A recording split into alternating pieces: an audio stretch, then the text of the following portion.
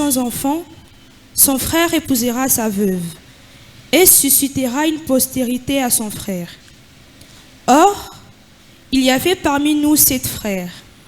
Le premier se maria et mourut, et, comme il n'avait pas d'enfant, il laissa sa femme à son frère.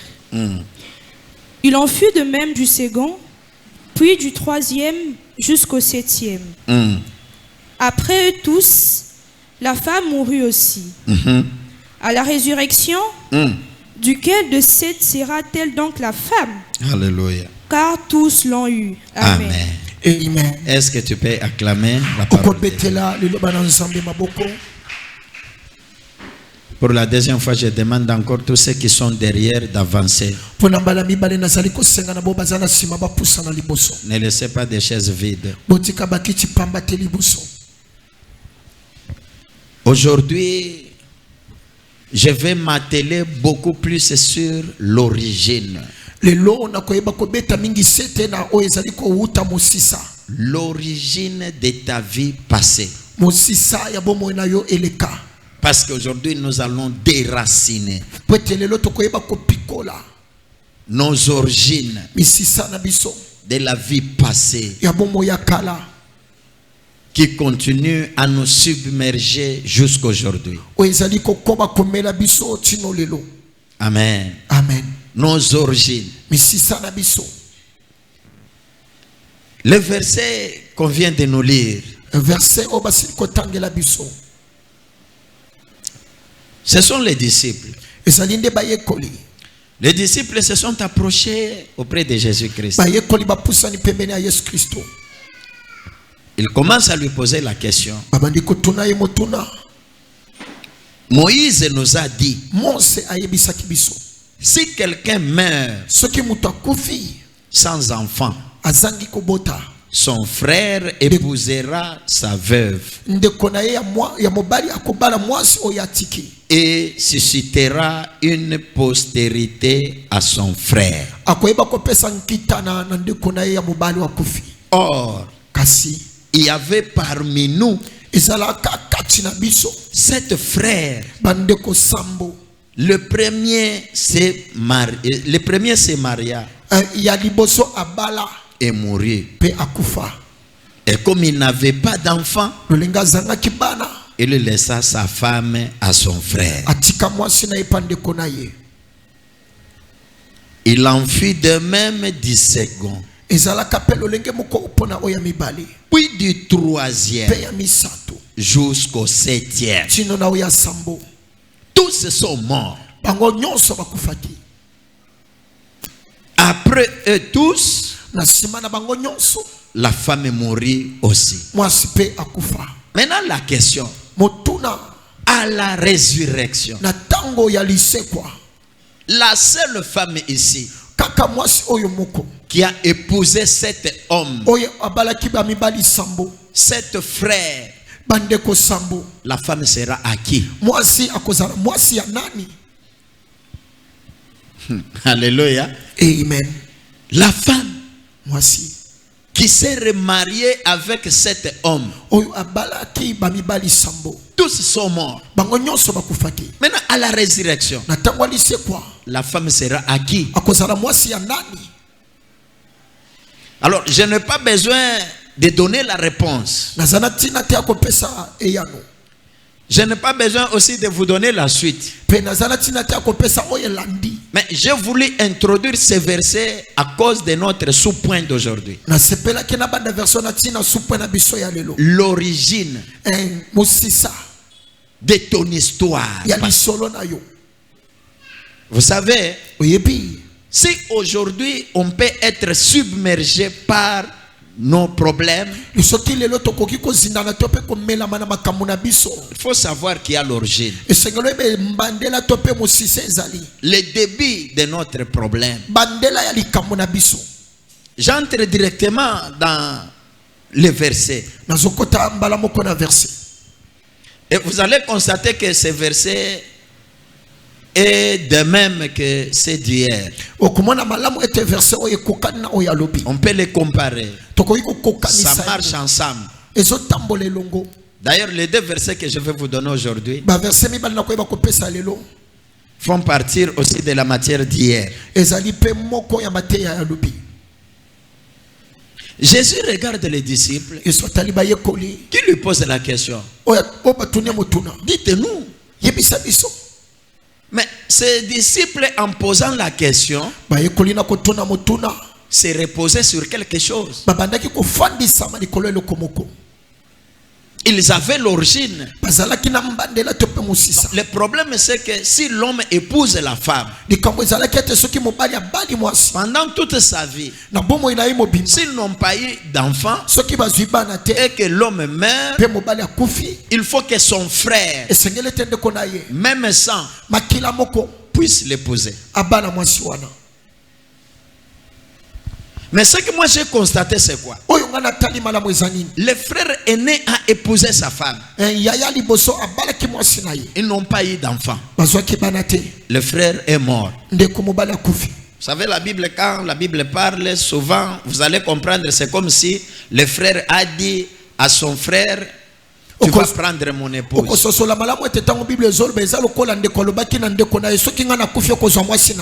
Mais ce n'était pas comme ça. Ce n'est pas que le frère, en mourant, il dit à son frère, tu vas rester avec ma femme. Non, en réalité, ce sont des points que je vais développer les 2 jours suivants. C'était une loi. C'était une coutume. C'était la règle.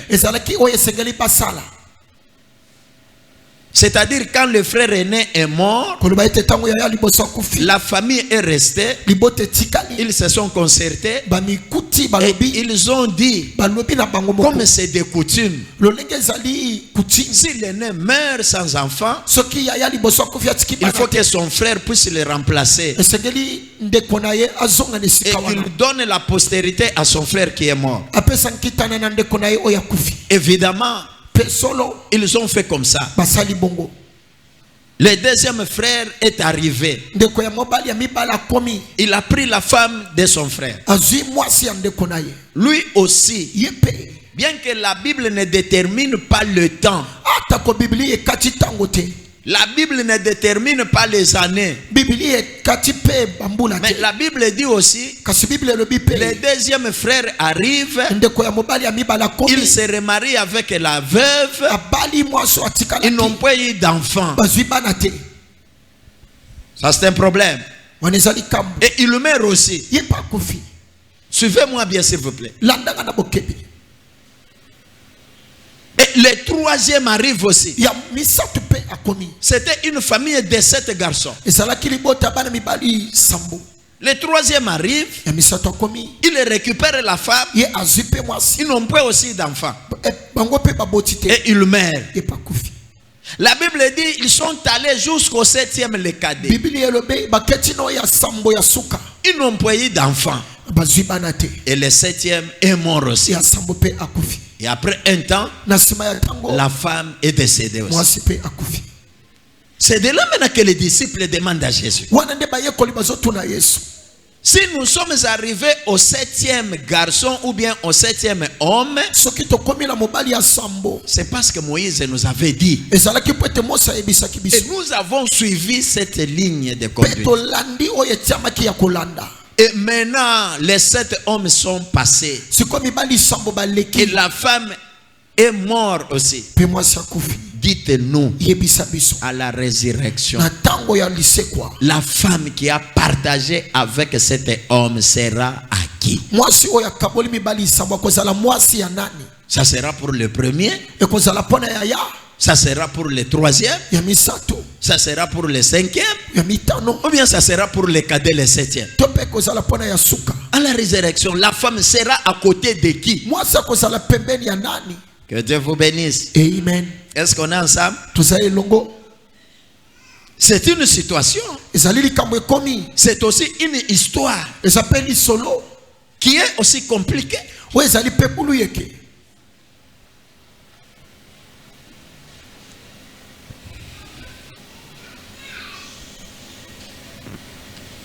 savez, souvent dans la vie, il y a toujours des choses qui arrive un peu comparable. Et quand je méditais aussi sur ces versets, je me suis commencé à me poser des questions. Pourquoi cet mariage, sans enfants?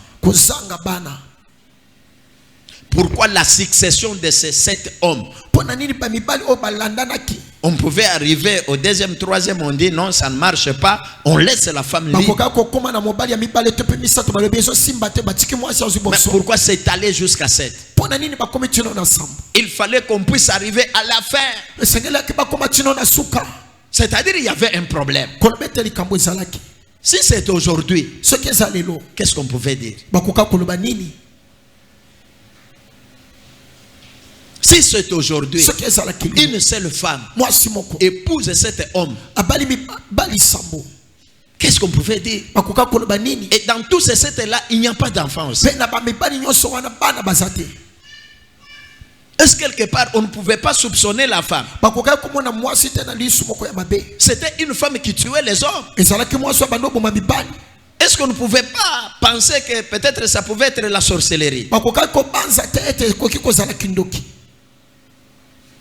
Est-ce qu'on ne pouvait pas penser aussi à la famille qui épousait la veuve comme étant à la base du problème?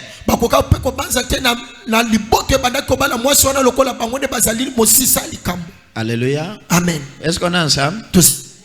Merci. Je donne directement le deuxième verset.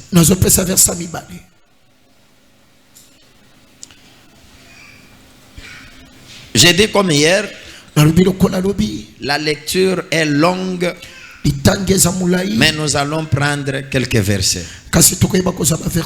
Pour vous qui écrivez, vous écrivez Genèse chapitre 38. Du 1er au 30e verset. Mais nous n'allons pas lire tous ces versets-là. Mais nous commencerons notre lecture à partir du 7e jusqu'au 11e verset.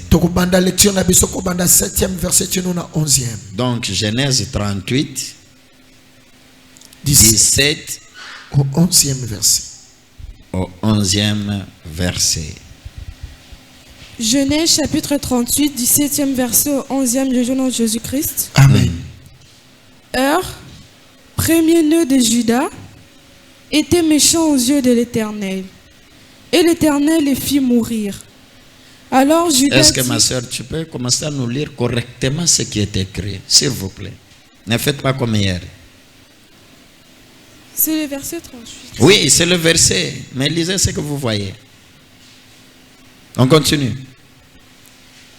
Verset 7, recommence. Oui. Premier-né de Juda, était méchant aux yeux de l'Éternel. Et l'Éternel les fit mourir. Oui. Alors Juda dit à Onan, Onan, va vers la femme de ton frère,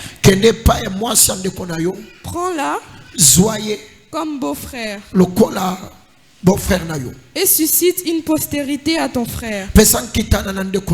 Onan, sachant que cette postérité ne sera pas à lui, s'essuyait à terre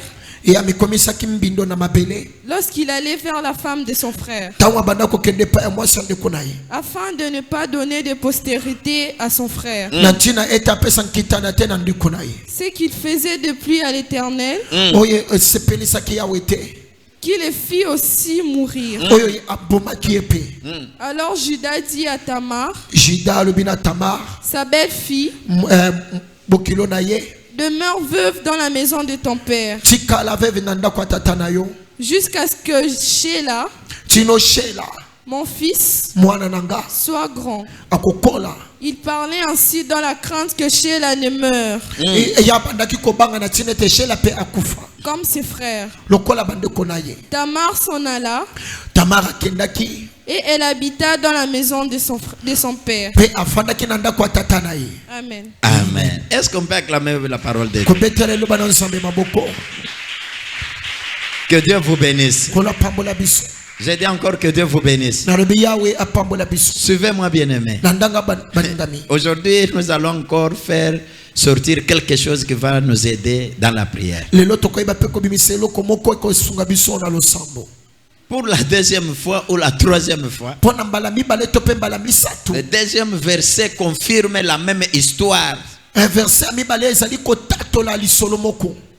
La première histoire, c'est la femme qui a 7 hommes. On suit la coutume. Le deuxième verset, nous trouvons maintenant une femme qui a 3 hommes. Et dans ces 3 hommes, il y a les 2 frères, même sang. Et le 3e, c'est le beau-père. Amen. Amen. Le 3e, le beau-père. C'est très compliqué encore. Si vous lisez chapitre 38 du 1er au 30 que j'ai donné, vous allez comprendre toute l'histoire, mais moi j'ai pris quelques versets pour paraphraser. Qu'est-ce qui arrive dans ce deuxième verset? Il y a le papa Jida qui a ses fils. La Bible dit, Jida avait 3 fils. Le premier s'appelait Er. C'est son aîné. Il y avait le deuxième. Et il y avait aussi le 3e. Le deuxième, on l'appelle Onan. Et le 3e, Sheila. Voici les 3 enfants de papa Jida. Et la Bible nous dit quoi? Le fils aîné Jida a pris pour femme à Er Tamar. C'est-à-dire il a épousé la femme Tamar pour son fils aîné Er. La même histoire se répète. Er avec sa femme n'ont point eu d'enfant. Er est décédé. Et la Bible dit quoi? Il avait fait du mal. Il avait fait ce qui est plus mal, plus mauvais devant les yeux de l'Éternel. Mais la Bible ne nous montre pas noir sur blanc ce que Er avait fait. Mais seulement la Bible nous montre que Er avait commis un grand péché devant les yeux de l'Éternel. Et comme conséquence, Dieu le tua. Est-ce que vous me suivez? Dieu le tua. Et comme c'était des coutumes en Israël, toujours avec le même principe, la même loi. Non, le frère est décédé, il n'a pas laissé la postérité. Qu'est-ce qu'il fallait faire? On prend le deuxième, son frère, appelé Onan. Le père Jida dit à Onan, prends ta belle-sœur. Tu vois que ton frère est décédé, il n'a pas laissé d'enfant. Alléluia. Amen. Alléluia. Amen. Sœur Dilvi, amen. Amen. Attention. Prends ta belle-sœur. Suscite une postérité pour ton frère. Écoutez ce qui arriva.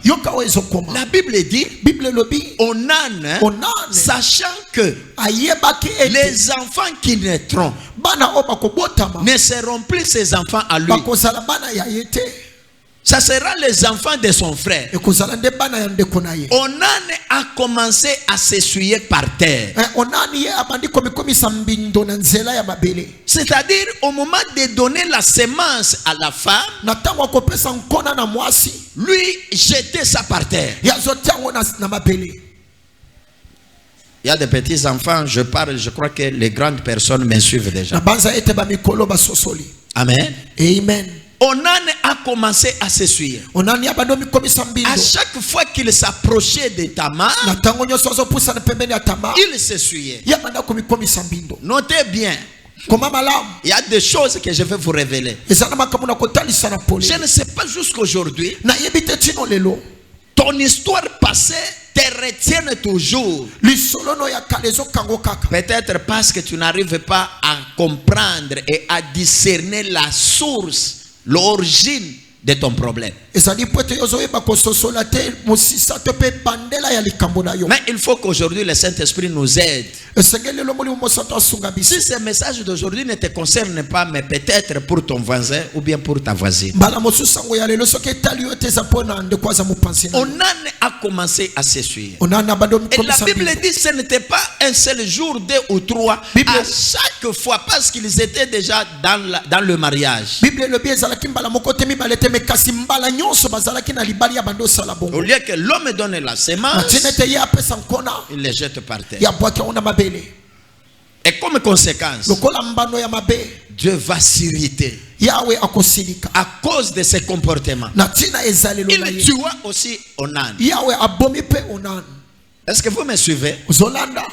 Est-ce que vous me suivez? Yes. Bien aimé, Dieu tua encore le deuxième fils de Juda. Il restait que le cadet le plus petit. Comme Juda ne pouvait pas libérer la femme, parce qu'il y avait encore un garçon, Juda va dire à Tamar, maman, je t'en supplie, reste encore veuve.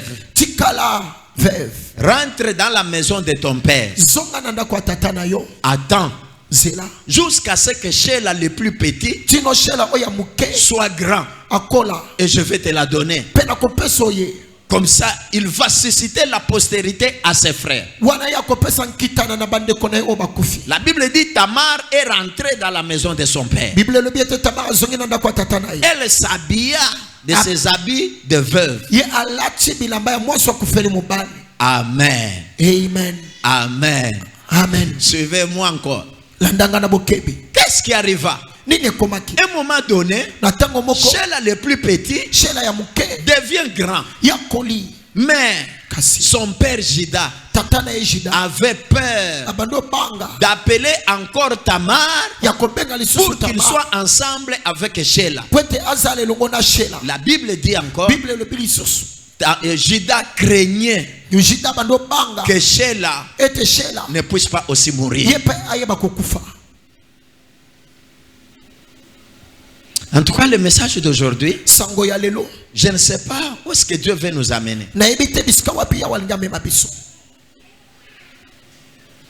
Juda a fait semblant. Il a gardé son fils. Et Tamar qui est resté là-bas savait déjà que non, Sheila est déjà grand.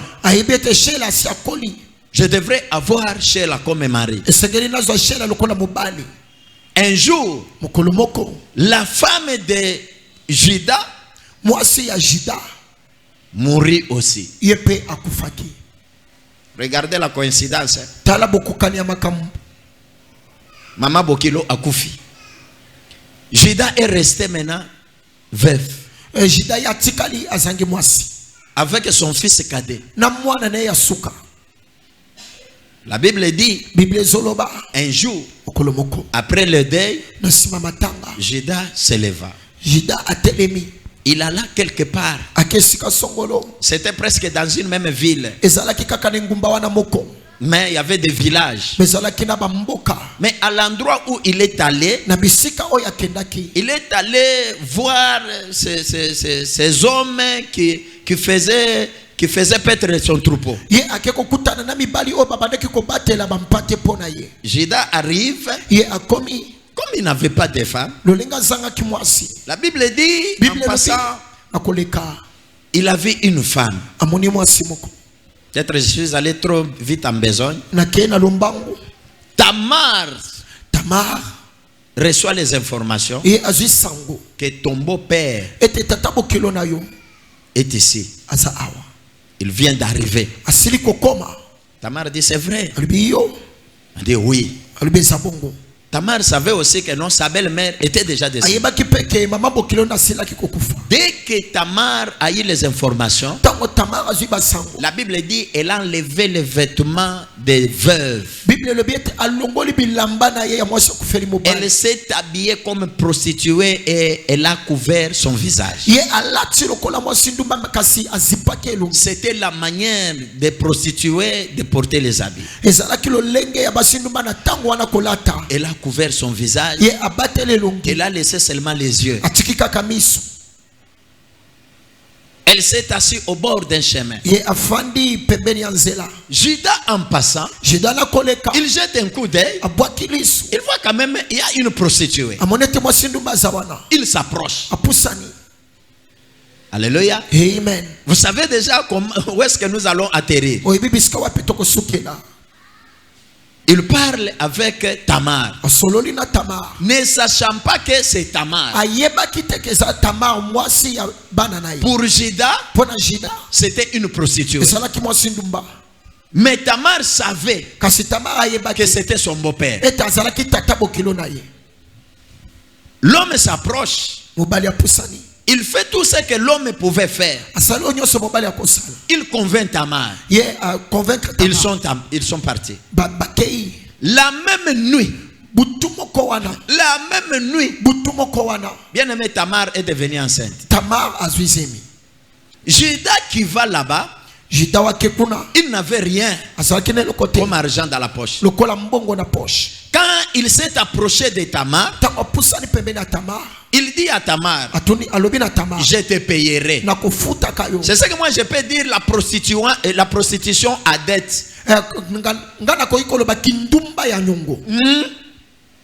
La prostitution à dette. Judas dit à Tamar, je n'ai rien présentement, mais je vais sortir avec toi, mais je te payerai. Il dit, qu'est-ce que tu vas me payer? Je vais t'envoyer un taureau, je vais t'envoyer ceci, je vais t'envoyer l'argent. Tamar dit, ok, je suis d'accord, mais avant de m'envoyer tout ce que tu as promis, il faut que tu me laisses un gage. Il faut que tu me laisses un gage. Comme ça, le jour où tu me payeras, tu vas reprendre ton gage. Judas dit, mais qu'est-ce que je vais te laisser? Il dit, tu vas me laisser ton bâton. Tu vas me laisser aussi ton pain. Il y avait 3 choses que Judas avait. Comme il avait l'envie de se satisfaire sexuellement, Judas accepte de laisser ces 3 choses comme gage. Lisez bien le verset que je vous ai donné là. Tamar a pris ça. Et ils sont sortis avec. La Bible dit, après 2-3 jours, Judas envoie les gens avec les bêtes, l'argent, tout ce qu'il avait promis. Il envoie un message à son ami qui était le roi de la place. Il dit, en tout cas, quand j'étais là-bas, j'avais trouvé une prostituée. Et cette prostituée m'avait demandé de faire ceci ou cela. Alors je lui avais promis. Maintenant j'envoie ce que je lui avais promis. Au retour, qu'elle donne les gages que je lui ai laissés. Quand on raconte comme ça au roi de la place, le roi dit non. Ici dans mon village, il n'y a jamais eu une prostituée. Notez bien, il n'y a jamais eu une prostituée. On a cherché la femme à qui Judas est sorti avec. On ne la trouve pas. On cherche toutes les... On ne la trouve pas. 3 jours après, les gens rentrent. Judas dans son cœur reste sans ces gages de royauté. Mais il garde silence. La Bible dit 3 mois après. On vient maintenant apprendre à Jida, le beau-père de Tamar, qu'on a constaté que ta belle-fille est enceinte. Elle s'est prostituée. Au moment où on te parle, elle est maintenant à son 3e mois. Alléluia. Amen. Jida avec colère, il dit faites-la sortir. Aujourd'hui, en plein air, on va la brûler. Il faut la brûler. Pourquoi? Parce que c'est la femme de mes enfants. Elle s'est prostituée et elle est enceinte. Qu'elle soit brûlée. Alléluia. Amen. Et quand on envoie les messagers pour prendre Tamar, Tamar dit au messager, vous savez, si je suis enceinte, en tout cas, alléluia. Amen. Alléluia. Amen. Si je suis enceinte, c'est pour la personne à qui appartiennent ces choses. Il fait sortir ces 3 gages. Cherchez la personne à qui appartiennent ces choses. C'est lui le responsable. Bien aimé, on prend les gages, on sort, on arrive auprès de Jida, on le présente. Que la femme a dit, le propriétaire de ces choses, c'est lui le responsable. Je parle de l'origine. L'origine de ton problème. L'origine de ton histoire passée. Peut-être à la base de te bloquer éternellement. Quand Judas a vu ça, il dit vraiment pardonnez-moi. Elle est moins coupable que moi. C'est moi qui est coupable. Laissez-la vivre. Alléluia. Amen. Laissez-la vivre. Elle est moins coupable. Et la femme Tamar est sauvée. Que Dieu vous bénisse. Amen. À l'accouchement, Tamar donne des jumeaux. Le premier, on l'appelle Péré. Et le deuxième, on l'appelle Zerach. Les jumeaux. Jusqu'à là, on est d'accord? On est ensemble? Est-ce que vous me suivez? Notre premier sous-point d'aujourd'hui cherche à identifier l'origine de ton problème. Si tu ne trouves pas l'origine de ton problème, il te sera difficile de chasser les mauvais témoignages. Il te sera aussi difficile de remplacer les bons témoignages. Et il te sera difficile qu'un bon témoignage chasse les mauvais. J'aime beaucoup les messages d'aujourd'hui. Qu'est-ce que je vais parler? Quand vous vous regardez, quand vous faites l'enquête sur votre vie, il y a quelque chose qui s'est passé dans ton passé. Comme je l'ai dit hier. Mais aujourd'hui, je soulève seulement peut-être 2 points. On entre dans la prière. Le premier point, et vous allez voir pourquoi les 7 hommes meurent et laissent la femme. Qu'est-ce qui était à la base? Est-ce que quelque part ça ne pouvait pas être la loi familiale? Quelque part, est-ce que ça ne pouvait pas être la coutume? Si ce n'est pas ça, parce que je vais le développer prochainement. Quelque part, Est-ce qu'il n'y avait pas de fétiche dans cette famille? Est-ce qu'il n'y avait pas la sorcellerie dans cette famille? Et la femme commençait à sacrifier les hommes. Alléluia. Amen. Et peut-être la femme continuait aussi à sacrifier les enfants non encore entrés dans le ventre. Mais ce qui est vrai, la femme se retrouve seule avec cet homme qui meurt. On ne sait pas, peut-être après 2 ans ou après 3 ans. Mais l'histoire se répète. Ça pouvait être le cas. Peut-être aujourd'hui, dans la vie de plusieurs, c'est aussi le même cas qui se répète. C'est pourquoi quand j'ai donné les exemples hier, quelqu'un ou quelqu'un qui refuse de se remarier parce que j'ai perdu un partenaire très bien aimé. Et cette mort était précoce. Mais cette femme endurcit son cœur jusqu'à la 7e.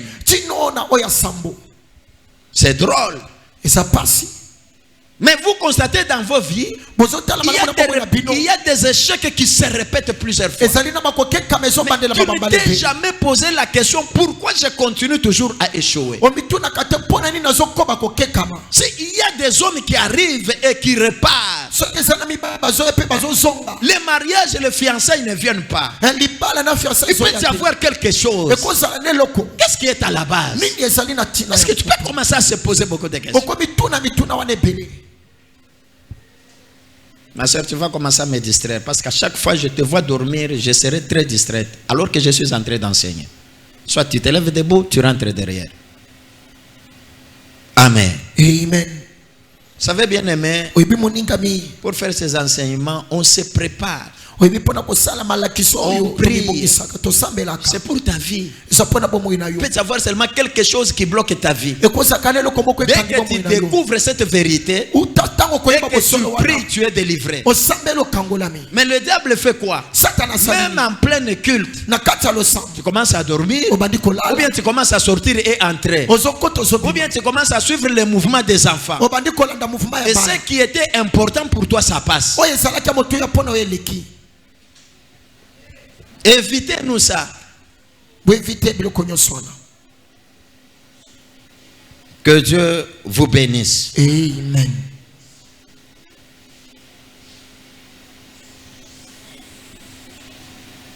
Il y a même un père biologique qui arrive à entrer aussi dans la boue. C'est le cas de plusieurs personnes dans les églises. Je ne dis pas ici chez nous. Dans la vie, il y a des femmes, il y a des filles, il y a de belles filles qui sont arrivées à sortir avec des beaux-pères.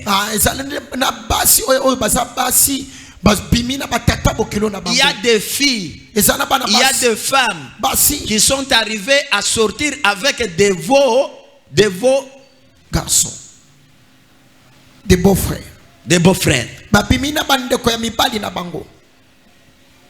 Les maris de ta soeur, de ta petite ou de ta grande soeur, peut-être par erreur, peut-être par violence, mais au moins l'acte arrive à être concrète, que tu es arrivé à sortir avec, soit avec un beau père, soit avec un beau frère. Pour les hommes, ils arrivent aussi à sortir avec de belles sœurs, ou bien avec de belles mères. Et pasteur ne dit pas ça, mais c'est la vérité. Tu ne connais pas tout ce qui se passe dans le monde. Il y a de belles mères sorcières qui sortent même avec des beaux fils.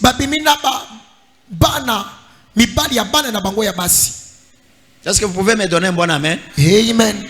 Et par hasard, en passant par ces pratiques, et il y a un enfant, quel est maintenant le sort de cet enfant? Peut-être c'est ton cas. On t'a jamais dit ton père. On t'a jamais dit ta mère. Mais tu es collé toujours aux membres de la famille de ta mère ou bien de ton père. On t'a jamais dit clairement qui est ton père. On t'a jamais dit qui est clairement ta mère. On peut prendre même ton nom, on les donne à ton oncle. Pourquoi? Parce qu'on ne sait pas donner, le vrai père ne sait pas donner le vrai nom.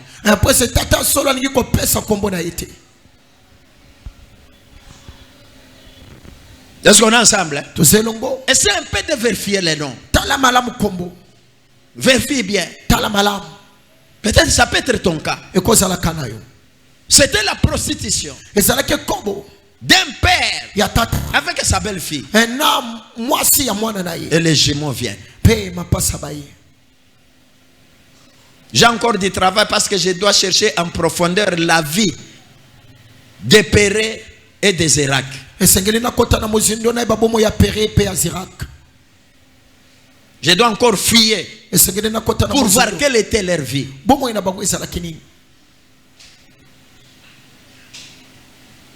Silence complice. Amen. Hein? Amen. Silence complice. Il peut y avoir les autres qui sont bien informés aussi, mais qui gardent silence.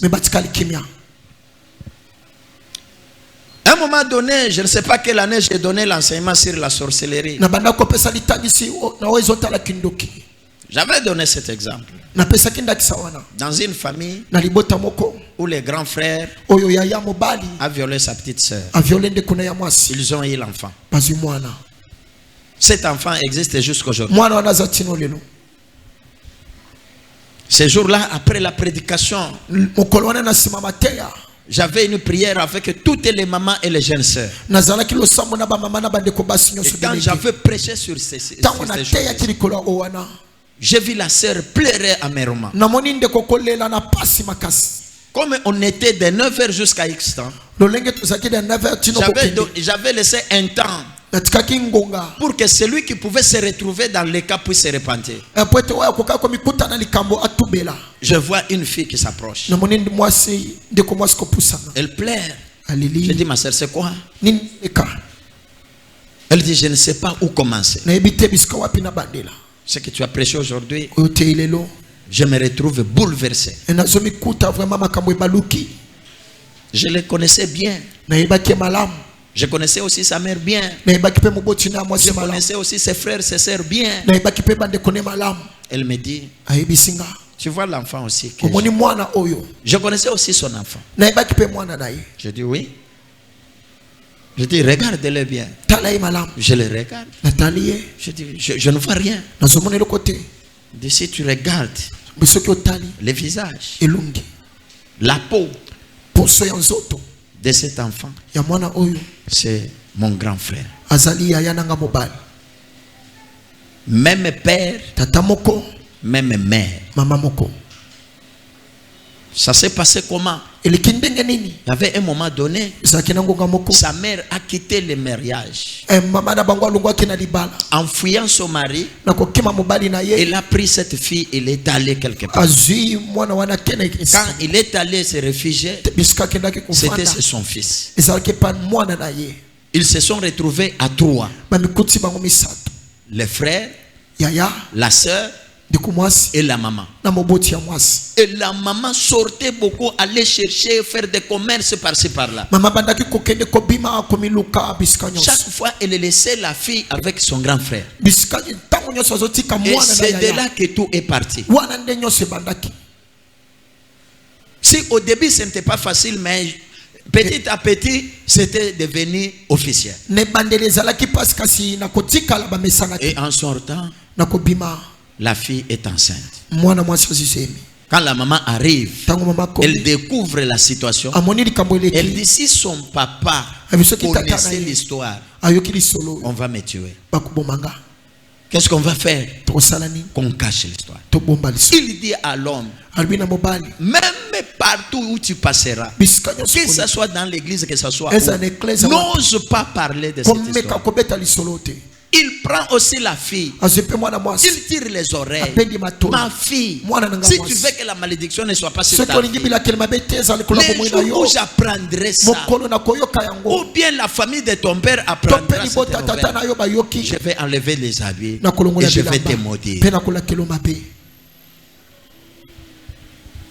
Vous savez, ce message d'aujourd'hui peut-être concerne une seule personne seulement en ces lieux. Si ce n'est pas pour tout le monde, peut-être c'est pour une seule personne. Et les garçons étaient déjà à cet âge. Il venait, il mangeait. Mais l'enfant ne connaissait pas son père. Et en se repentant, je trouve que c'était l'enfant de son grand frère. Et on a pris le nom de la famille, on l'a donné.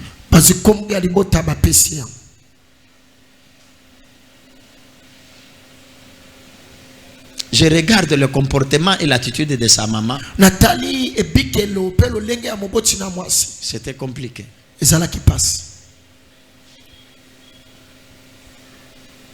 Je l'ai exhorté, je fais ce que je pouvais faire. Et j'ai prié pour l'enfant. Pourquoi le Saint-Esprit m'a touché? Pour toucher ces points-ci. Des fois, tu es en train de souffrir, mais tu ne connais pas l'origine de tes souffrances. Tu es bloqué. Rien ne marche. Tu as la force, tu as la beauté, tu as l'intelligence, tu as tout ce que tu as, mais tout ne marche pas. Quelque part, cherche l'origine.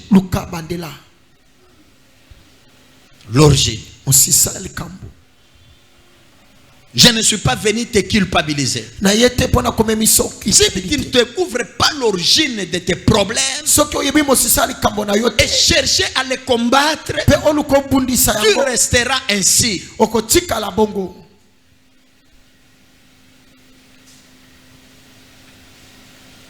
Dans ce monde, il y a des filles qui sont sorties avec leur papa, des oncles, ainsi de suite.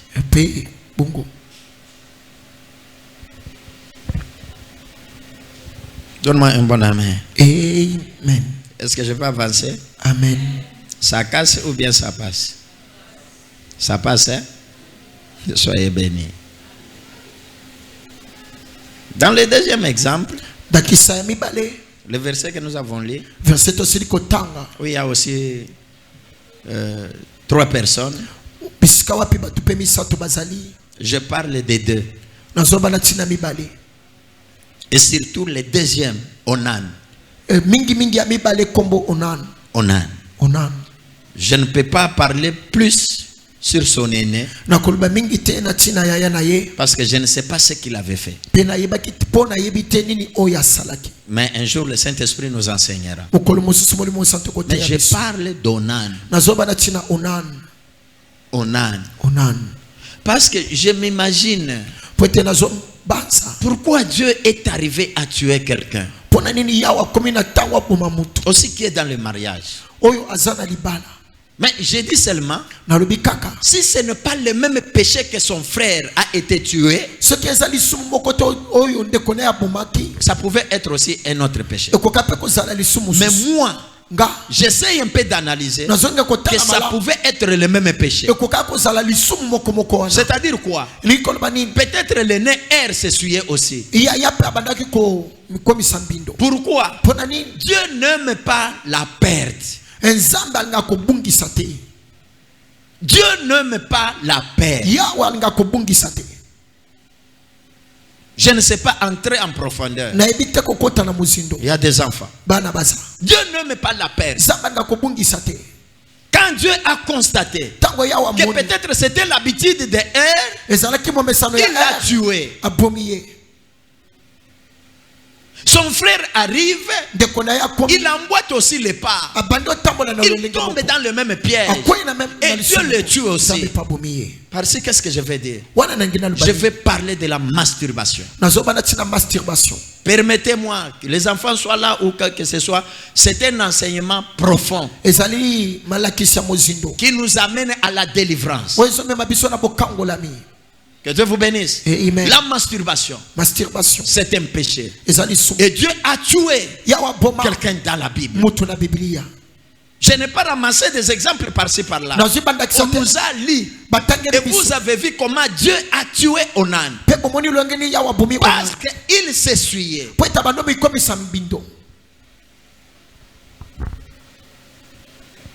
Combien de fois, combien de chrétiens aujourd'hui, soi-disant chrétiens, des fidèles, qui prient jour et nuit, les hommes tout comme les femmes, mais qui se masturbent.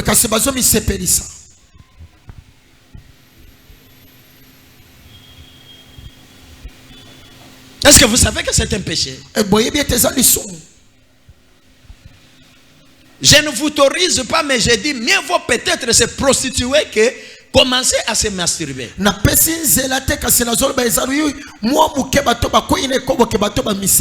quand tu te masturbes, sache que tu attires la colère de Dieu sur ta vie.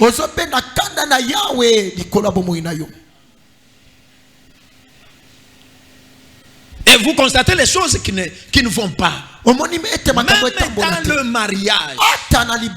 Dans le mariage, il y a les femmes qui ne sont pas satisfaites. Mais il a un mari. Il y a aussi des maris qui ont des femmes qui ne sont pas satisfaits. Vous savez ce qui est derrière, c'est quoi? Dieu est en train d'ouvrir une grande porte aux démons géants. Ce qu'on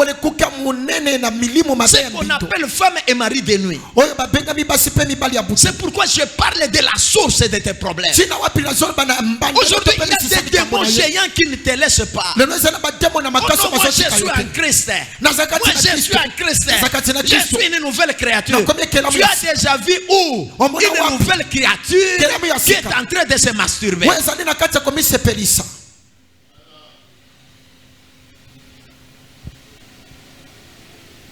Ce n'est pas différent de l'homosexualité. Hein? L'homosexualité. Ce n'est pas différent. Mais en tant que chrétien, tu passes à ces pratiques. C'est ici que je peux donner même des conseils aux femmes et aux hommes. Bien, mais arrêtez de distraire les gens. Tu peux pousser ton partenaire à pécher involontairement. Il a besoin de toi. Mais tu lui dis, je suis dans la prière. Quelle prière? Même pour la prière, un Corinthien règle ça. Avant d'entrer dans la prière, il faut se convenir avec ton partenaire. Oh, donne-moi un bon amen.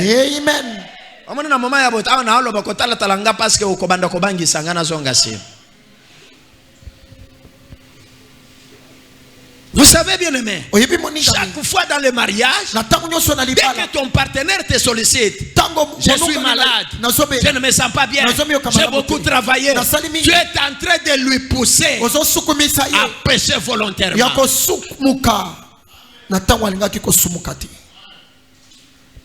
S'il refuse de sortir en dehors, il va commencer à se masturber.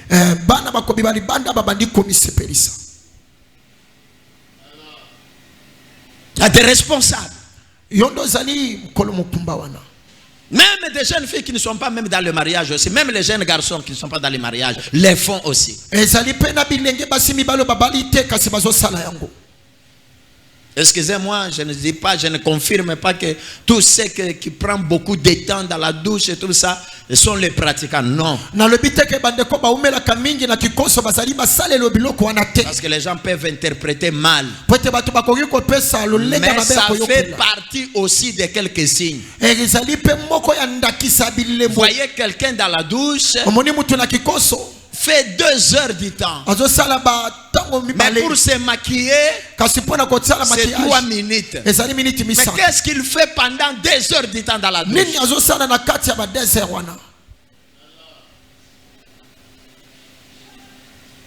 Qu'est-ce qu'il fait? Et toute la parcelle savent déjà que si vous entrez, on doit vous oublier. Qu'est-ce que tu es en train de faire? Vous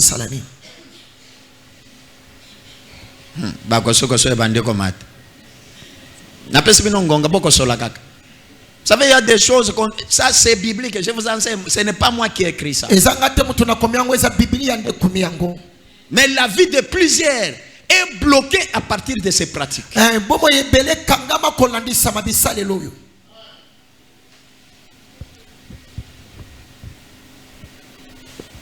Que Dieu vous bénisse. Je vais m'arrêter par là. Parce que demain, on va ajouter un deuxième point. Regarde un peu ta vie. Quelle est la source de ton problème? Si hier je disais tu t'es comporté mal dans la famille, mais aujourd'hui j'ajoute encore, si ce n'est pas ton histoire propre, mais il y a encore des gens qui ont pratiqué ces choses. En pratiquant ces choses, peut-être est venue ta naissance, mais tu ne connais pas l'histoire de ton passé, mais tu es en train de subir les conséquences. Peut-être tu es ici des rapports sexuels entre les membres de la famille, mais tu ne connais pas.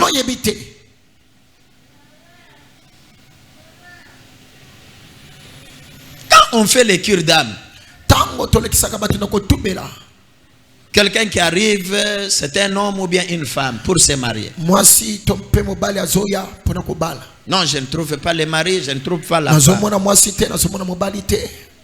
On a toujours posé des questions. Dans votre famille, vous êtes à combien? Qui sont ceux-là qui se sont déjà mariés? Qui se sont mariés aussi légalement. Mais quand vous trouvez que l'histoire de la famille vous raconte que dans votre famille, personne n'a jamais été marié officiellement. Il faut que ça commence d'abord par des grossesses. Après, on va te laisser et le mari viendra après. Là, vous avez déjà 2-3 enfants. On vient maintenant réparer. Ce n'est pas passé par une seule, peut-être c'est 3 ou bien toute la famille. Si ce n'est pas le cas, tu demandes ta maman a été mariée officiellement, on te dira non. Ils ont commencé d'abord par la grossesse. Et vous demandez jusqu'aujourd'hui, on vous dira oui. Jusqu'aujourd'hui, papa n'a jamais versé la dot. Maintenant, comment vous cherchez à ce que vous mangez ce que vous n'avez pas semé? Toi, maman, tu n'as jamais été mariée officiellement. Mais comment toi tu commences à demander à tes enfants pour manger la dot?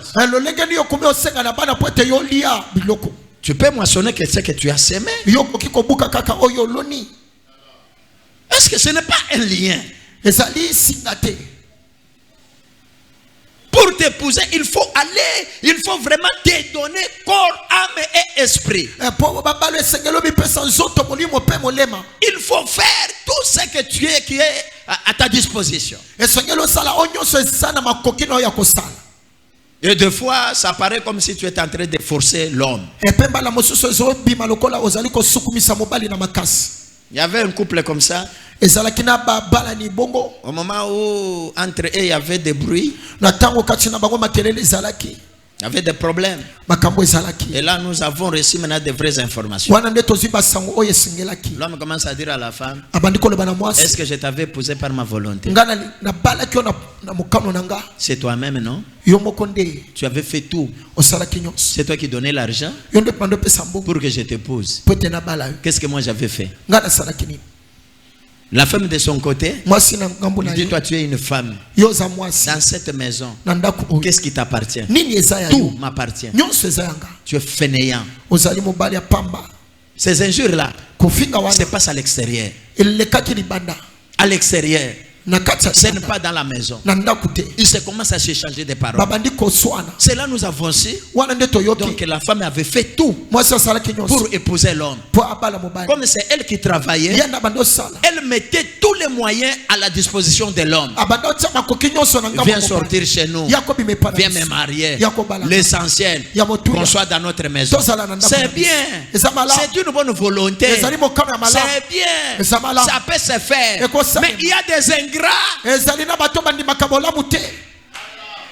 a des ingrats qu'on ne peut pas aider de la sorte.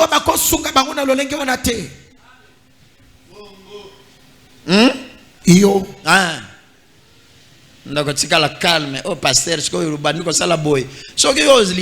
profiter moi si na parce que na makoki comme ça yo oye ko tumbola yo pour que makambo ekende boy na pekisa ye penzako. Au moins que vous êtes déjà marié. C'est toi qui viens de chercher. Tu dois tout finir. Tu dois finir. Que Dieu vous bénisse. Amen. Que Dieu vous bénisse. Amen. Regarde dans le répertoire de ta vie passée. Je ne sais pas. Tu es né de quelle femme? Deuxième, troisième bureau. Je ne sais pas. Qu'est-ce qui te colle? Qu'est-ce qui colle à ta vie? Qu'est-ce qui t'empêche de progresser? Comment on t'a veillé? Par des fétiches? Par des chefs coutumiers? Ou bien par des cérémonies? Non, ma maman avait fait déjà 7 ans. 7 ans. Il n'y avait pas de grossesse. On m'avait raconté. Ils sont partis voir quelqu'un. Il a fait des cérémonies. Il a fait de ceci, de cela. Et après, c'était ma naissance. C'est bon. C'est ta naissance. Regardons maintenant les actes que tu poses. Est-ce que ce n'est pas conforme aux cérémonies qui s'est passées là? Tu vois un enfant très têtu qui n'est pas obéissant, qui lui dit ceci, lui fait autre chose. Regarde bien. Des fois, tu arrives à faire des choses sans ta volonté. Il y a un esprit qui te pousse toujours. Parce qu'à un moment donné, tu ne peux pas te révolter. Pourquoi toutes les choses ne marchent pas? Est-ce que ce n'est pas un problème de la source? L'origine. L'origine.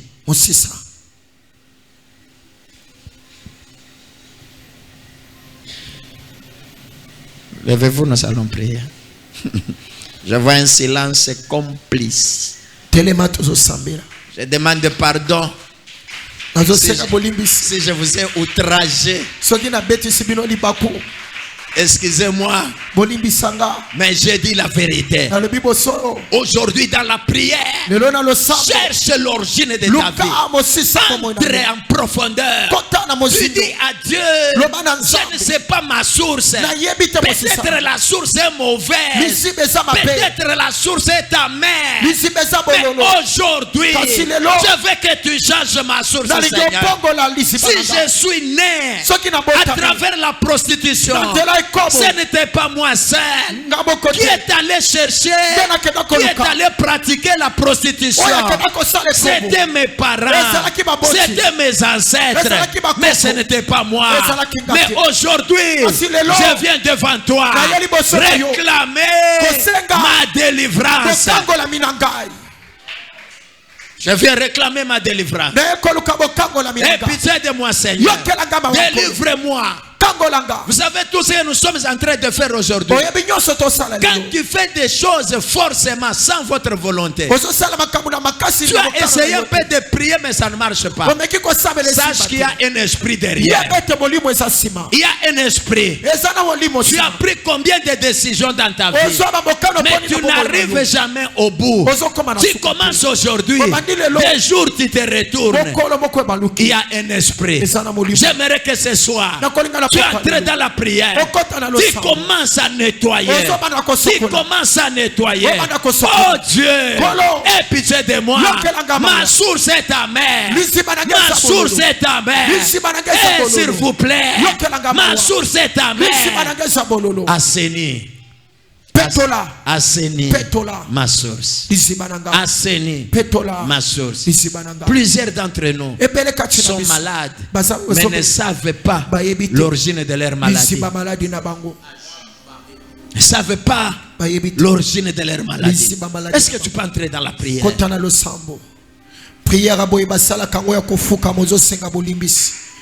que tu peux entrer dans la prière? Le Saint-Esprit t'a parlé. Le Saint-Esprit t'a parlé. Le Saint-Esprit t'a parlé. Est-ce que tu peux prier? Bien aimé, so position ya mutozo linga yawe na poko alelo peto la vie na ye. Oh bien aimé, c'est profond, c'est fort. Ya bisanza belisiba nanga eza bololo. Ah. Bien aimé, na so banza ma prière à boye. Et ça va prier au biso to benga ya auto-délivrance. Le lega ozo kota na mosido ya losambo. Le lega ozo mema bokango la mi ya vina yo. Shaya supra. Lizibeza bololo. Ha. Lizibeza bololo. Lizibeza bololo. Pourquoi y a le lot? Toende ko sopa mitema na biso liboso ya Nzambe. Pourquoi y a le lot? Toende ko sopa mitema. Pourquoi y a le lot? Toende ko sopa mitema. Celui qui a des paroles dans la vie, qu'il parle ce soir. Sopa motema na yo liboso ya Nzambe. Loba na Nzambe olisima. Bosisa na geza ya mabe. Nabima na nzela ya Yakobo. Nabima na nzela ya bakisi. Nabima na nzela ya inceste Jésus. Bala mosusu kama kona pratique inceste Seigneur. Yango ndezali à la base ya pense ya vie na ngai. Yahweh. Yahweh. Pitié Jésus. Fils de David, aie pitié de moi Seigneur. Nabimi na lisiba ya ma Père de gloire. Yango nazo sala fort, rien n'aboutit. Yango nazo sala makasi nazo koma na sukate. Yango ba problème a vie nangezali ko se multiplier. Oyebi lisiba bisika yo uti. Oyebi ba cérémonie seulement na famille na bino. Ce qui ozo sala sembla bien aimé. Bisoto ko lukanzambe na pokwa ya lelo. Yebi sanzambe mosisa langeza ya mabe. Petola. Yebi sanzambe mosisa langeza ya mabe. Est-ce que tu peux chercher Dieu? Weza prière à bato basopa kabitema na bango. Bato batalisa kanzambe pijoli ya misu na bango. Bible soloba. Wapi baso balelaka. Wapi bipalo balelaka na présence ensemble. Oyebi sanzambe na bundi mingi. Oyebi sanzambe na gêne mingi. Oyebi sanzambe na pesi offrande. Mais les choses ne marchent pas. La réalisation n'a pas quoi y aller là. Ezali mosisa la gande zamabe. Yahweh, Yahweh, Yahweh, Yahweh. Yahweh, Yahweh. Yesu, Yesu mawa. Lukanzambe na pokwa ya lelo. Cherche Dieu ce soir.